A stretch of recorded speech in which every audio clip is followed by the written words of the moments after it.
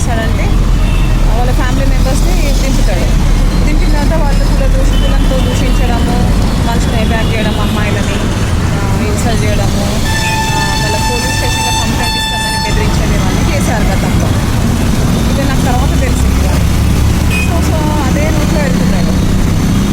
నేను కూడా వాళ్ళు పెరిగోళ్ళ ఆడవాళ్ళలాగా వాళ్ళలాగా నేను కూడా వ్యభిచారం చేసే కొంపల నుంచి వచ్చి ఉంటే నేను కూడా అట్లనే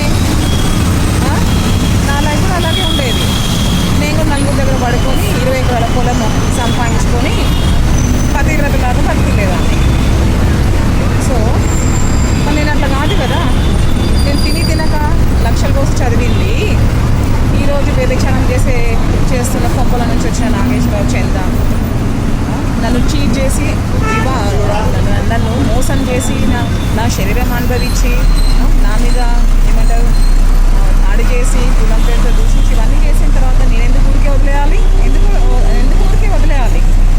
దునియా మంది పోలీసుల హెల్ప్ తీసుకొని మంది ఎవరిని తీసుకుంటారో హెల్ప్ తీసుకొని ఇక్కడ భయపడేది నేను లేనే. చిన్న నుంచి నేను మా ఫ్రెండ్ వ్యభిచారం చేసే వాళ్ళకే అనుకుంటే నాకెంత ఉండాలి? నేను దేవుడిని మాత్రమే నమ్ముతున్నాను.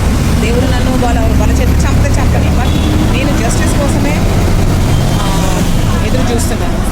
నేను వాడి మీద ఆ వ్యభిచారం చేసే నాగేశ్వరరావు చంద వడగను ఉంచుకున్నాడట. మళ్ళీ ఒక పక్క SC/ST అట్రాసిటీ కేసు 498 కేసు నడుస్తుంటే కూడా ఒక ఆడామని ఉంచుకున్నాడట. ఇది వాడు బతుకు.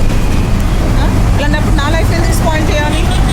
వాళ్ళకి మంచి జీవిత గుణపాఠం చెప్పిన తర్వాతనే దేవుడు నా ప్రాణం తీస్తాడు. అప్పటివరకు నన్ను దేవుడు బతికే ఉంచుతాడు. ఊరుకునే ప్రసక్తి లేదు.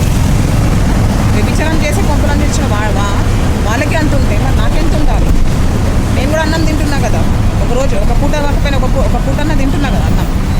దైవం అనేది కాలము ఊరికే వదిలిపెట్టదు ఎవరిని.